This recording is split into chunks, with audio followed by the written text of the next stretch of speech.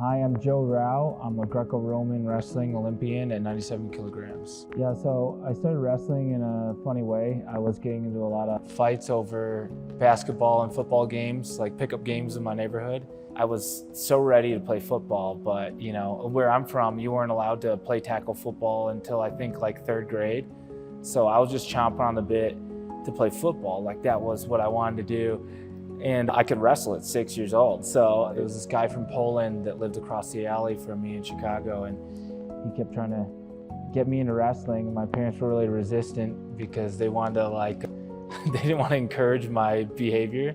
And so for a long time, they didn't really get it because, my mom was a swimmer, my dad was a football player. They ended up finally budging. I slowly found the Oak Park Forest team that, Kamal Bay's also on and Ellis Coleman. And so I joined their club, and Mike Powell, who was the coach at Oak Park Forest. And, that's, like I mentioned, that was kind of my first introduction to actually wrestling Greco. I ended up loving it. It was clear that it was going to be a really good outlet.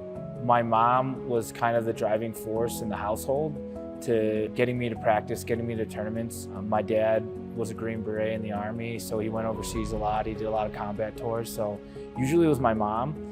And, the cool thing about both of them not being wrestlers, is that it always was kind of just for my love of the game. There was nobody pushing me to do it, nobody forcing me to do it. And I think that's kind of paid dividends in my longevity in the sport and my success in the sport. I really did it because I wanted to. There was years where my mom was like, maybe we don't go back to wrestling, next year, because I'd be so distraught over a loss. And now I can't stop. So they're super supportive, and in a way that's perfect for me. I can go home and kind of have a refuge, where we don't talk about wrestling, but they're also very excited for what I'm doing and very proud. I think Team Illinois, we were really big in Greco, and Coach Brian Medlin, who, he's still one of my coaches, he started making these highlight videos for Team Illinois Greco, and, highlights of us wrestling at the duels and us wrestling, at Fargo. And this was before I was even on Team Illinois. So that got me really pumped up about Greco. And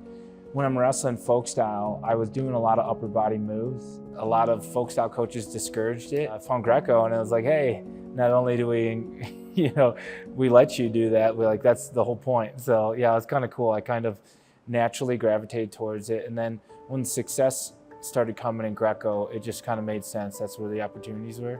It's funny, back in the day when you didn't have everything in your pocket on your phone. So I first found a book on Greco, and I saw Rulon Gardner win, the Sydney Olympics, and that was, planted that seed in a big way for me. All the coaches out there, Brandon Paulson and Dan Chandler and Mike Hauk, and so many people helped me out there that did a lot of big things. A real big one was Steve Marinetti. He was my coach at Elmhurst College, and he also was a NCAA champion for University of Illinois, and he was a world team member for freestyle.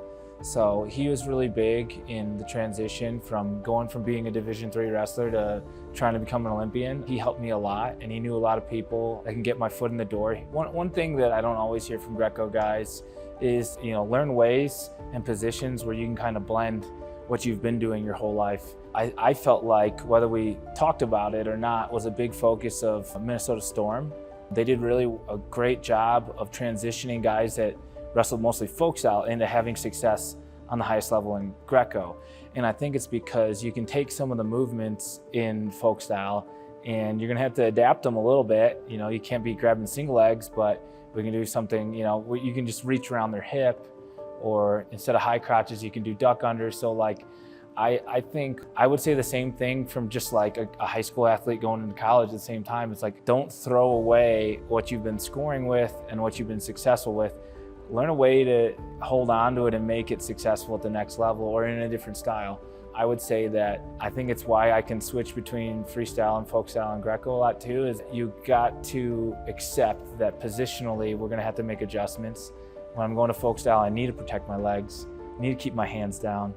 In Greco, I need to keep my hips in and stuff like that. So you gotta respect the positioning and if you're a kid trying it, learn the positioning, respect the positioning, and but still try and use a lot of the attacks you've been using, while learning, everything that's, completely brand new, because it is quite a learning curve, for somebody just trying it. But yeah, other than that, have fun with it, and yeah, respect the process of getting good at it. I think that we want to be successful before we have the tools to be successful, which is a problem, because we just want to win. And it's like, well, I don't know the technique yet or the positions yet. So it's like, give it the time to learn those things. I have a love-hate relationship, especially with Greco, because there's a lot of control out of your hands.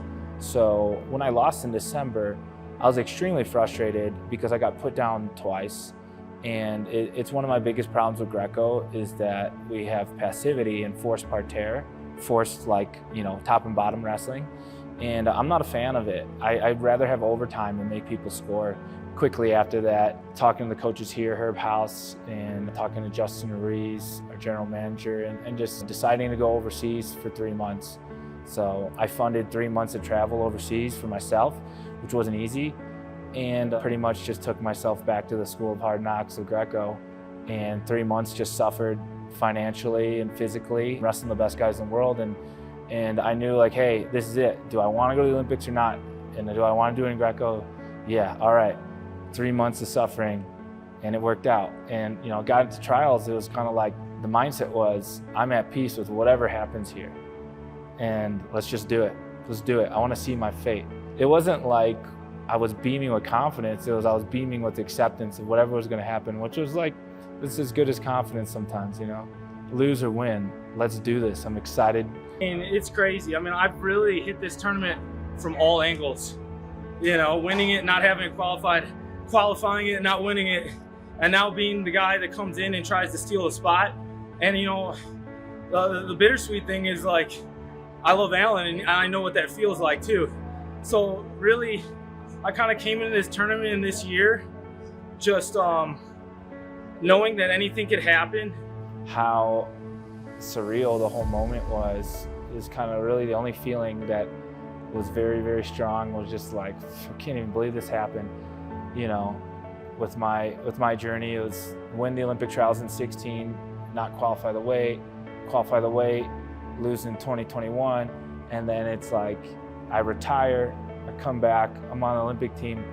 It's like I blinked and all that time went by and I was on the Olympic team, but it was like, it was just wild. It was a wild feeling, a super big high that, it took probably a couple weeks to get off of, You put 27 years in, it's truly been like a lifelong just journey. So you want to see what that all turns into, and if you could have success or not. The opening ceremonies are going to be really cool. I'm looking forward to competing, obviously, and it's exciting to just see what's out there for you. And again, seeing what fate has in store for me. To everyone watching this video, I just want to thank you for your support. When you've been doing it this long, it's more of your soul than your body at this point. So I'm gonna try and use my heart to gut out wins in whatever way I can, and win or lose, I'm gonna give it, my full effort, and that's all you really can do. I'm gonna try and keep it simple, and do what I do, and yeah, go out there and fight.